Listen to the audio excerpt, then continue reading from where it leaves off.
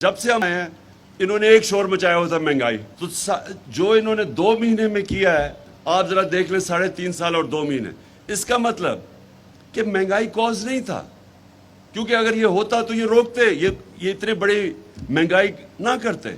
मकसद कुछ और था और वो मकसद सामने आपके आ गया कि आते साथ ही इनके मसले थे करप्शन के केसेस के।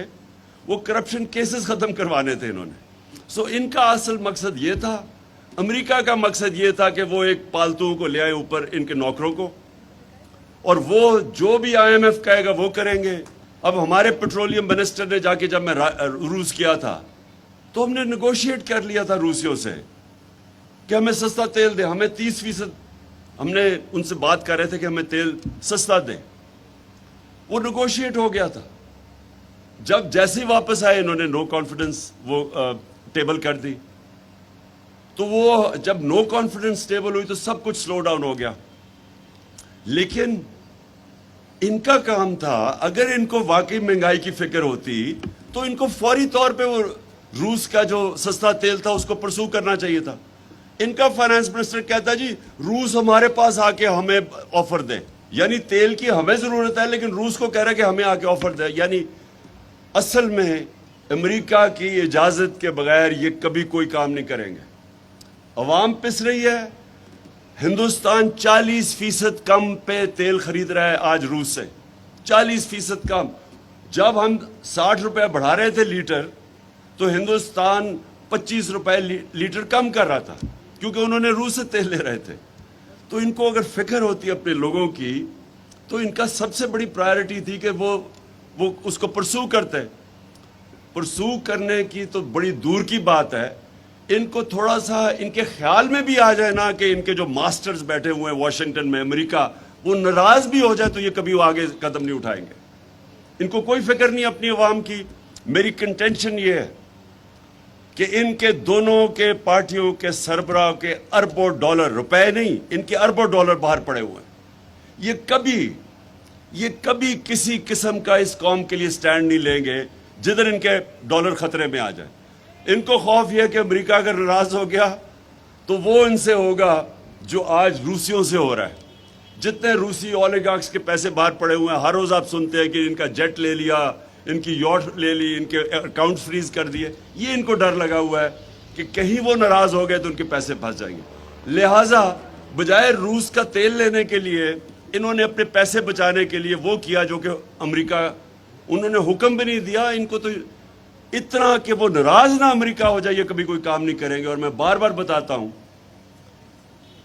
कि 400 ड्रोन अटैक्स किए अमेरिका ने जब ये दोनों सरबराह थे 10 साल में। 2008 से 18 तक 400 ड्रोन अटैक्स किए अमेरिका ने। ये अनप्रेसिडेंटेड है कि आपका एलाय आप पे ड्रोन अटैक्स कर रहा है। आप उनकी जंग भी लड़ रहे हैं, आपके लोग भी उनकी जंग में मर रहे हैं, और आपको ही वो मुल्क में आके ड्रोन अटैक करके लोग मार रहे हैं, और एक दफा इनके मुंह से नहीं निकला। तो इसीलिए इनको वापस लेके आए हैं। ये पाकिस्तान के लिए नहीं वापस आए, ये एक फॉरेन एजेंडा के लिए वापस आए हैं। इनकी किधर खुशियां बनी जब इमरान खान गया? सबसे ज्यादा खुशी हिंदुस्तान में बनी। आप उनकी मीडिया उठा के देख ले, सबसे ज्यादा वो खुश हुए। और उसके बाद इसराइल के अंदर वो बड़े खुश हुए कि जी ये गया। और वेस्टर्न अखबारों में ज्यादातर मेरे अगेंस्ट वो, यानी उन्होंने वो जब बाद में पब्लिक निकली तो थोड़ी चेंज हुई है, लेकिन शुरू में उन्होंने भी बड़ा नेगेटिव था। तो मेरा हिंदुस्तान मुझे बड़ी अच्छी तरह जानता था क्रिकेट की वजह से। तो ये क्या वजह है कि इसकी शहबाज शरीफ से बड़ा खुश हुए? क्योंकि इनको पता है कि इनके पैसे बाहर पड़े हैं, ये फॉरेन एजेंडा के तहत चलेंगे।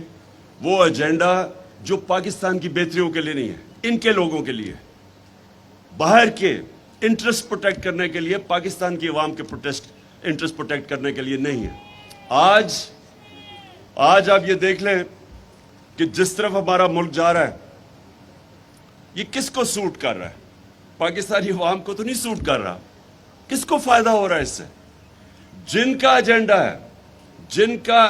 है पाकिस्तान को कमजोर करना, जिनका हमारे दुश्मनों का एजेंडा है कि पाकिस्तान के टुकड़े करना, ہندوستان کے ٹی وی پہ عام بیٹھے ہوتے ہیں ان کے اینالسٹ اور کہہ رہے ہوتے ہیں بلوچستان کو علیحدہ کرنا ہے.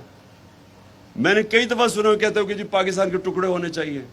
کون یہ ساری مسلمان دنیا میں آج آپ دیکھیں تو ایک ایک مسلمان ملک دیکھ لیں جو عراق سے شروع کریں اور لیبیا سے شروع کریں, سیریا سے شروع کریں, صومالیہ, یمن, سارے مسلمان ملکوں میں دیکھ لیں, افغانستان, ساروں کے اندر باہر کے ایجنڈا کے تحت وہ ملکوں کی تباہی ہے.